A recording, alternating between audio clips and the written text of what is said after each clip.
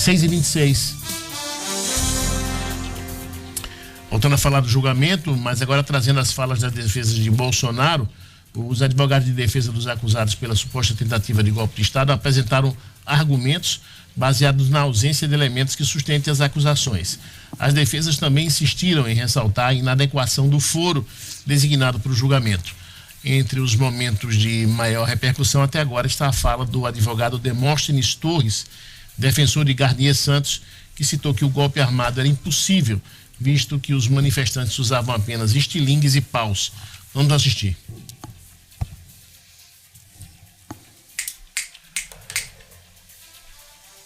Uma violenta de abolição do Estado Democrático de Direito e golpe de Estado.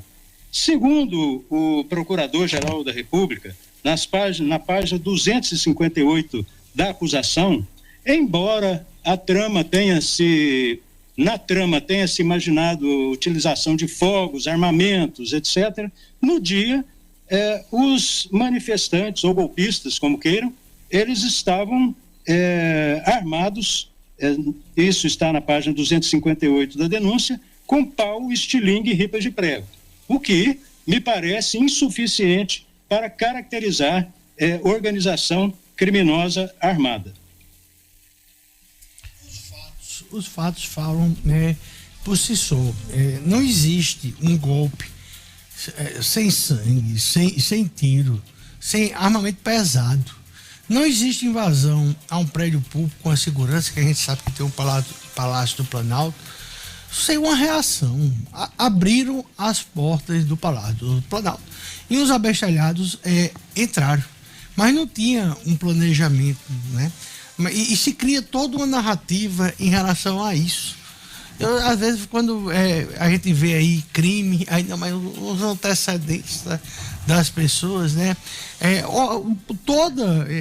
Acampamento na frente do Exército. Eu, por exemplo, eu deixei de passar ali na Hermes da Fonseca, que eu me sentia constrangido de ver pessoas que eu conhecia naquele acampamento. Eu usava a Afonso Pena e depois eu usava a Romualdo Galvão ou a Prudente Moraes. Eu não passava ali. Mas ali era um local que aquelas pessoas se sentiam protegidas.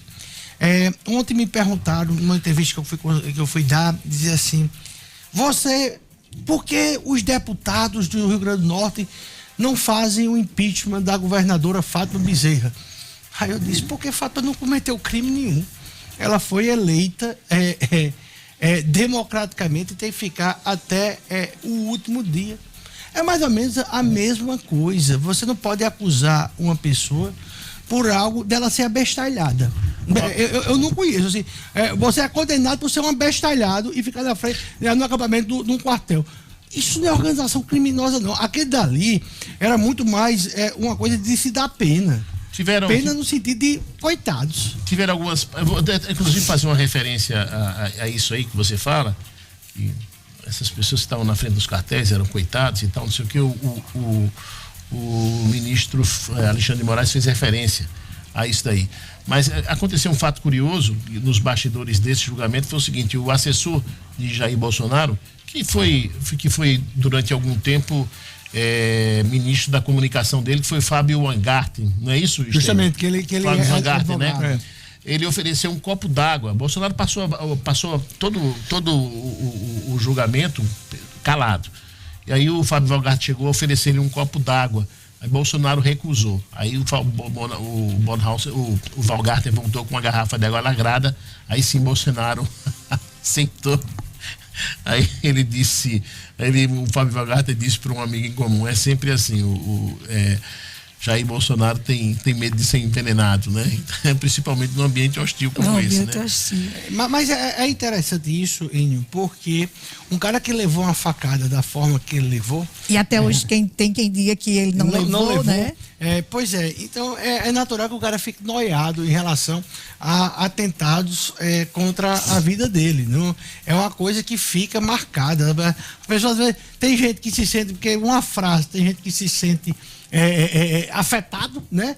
Ai, fuladinho, mas nem dizer que a pessoa é feia. Ai, o Alexandre de Moraes fez um comentário a respeito dessa afirmação de Gustavo Negreiros. Ele disse bem assim, abre aspas, o Supremo Tribunal Federal estaria condenando velhinhas com Bíblia na mão que estariam passeando num domingo ensolarado pelo Supremo Tribunal Federal, pelo Congresso Nacional e pelo Palácio do Planalto. Nada mais mentiroso do que isso. Seja porque ninguém lá estava passeando, e as imagens demonstram isso, seja pelas condenações, fecha aspas. É exatamente isso que ele diz, né? A manchete é exatamente isso. O Supremo Tribunal Federal não está condenando velhinhas com Bíblia na mão, não. E é justamente isso, é dizer, o que eles disseram, tudo acontece, tudo, a realidade é a única que ele, Alexandre de Moraes e os pares consideram. Infelizmente, quando a gente chama velhinho, porque infelizmente a nossa legislação está atrasada. E qualquer pessoa que tenha mais de 60 anos, infelizmente, é considerado um idoso. Eu acho aqui que nessa bancada tem, acho que 3, né? Não, senhor, tem 59. 2, né? 2. Não, mas 3 aqui. É um absurdo. Não, 3 não, eu tenho 59. Não, tá. Ainda não. É igual as coisas vão mudando. Você se aposentar antigamente com 50 anos, 60 anos. Então, assim, o que é que ocorre? Se você tem mais de 60 anos, você é um idoso. Quem diz isso? É a lei. Como eles estão julgando. E você pega a idade daquelas pessoas que estavam lá, eram idosos. Pela lei. Gustavo. Então, se você não quer chamar um cabo de 60 anos, de 65, de 70 de idoso, bota a idade para 75. Eu acho que já cabe. Ô, Gustavo, qual é o próximo passo depois desse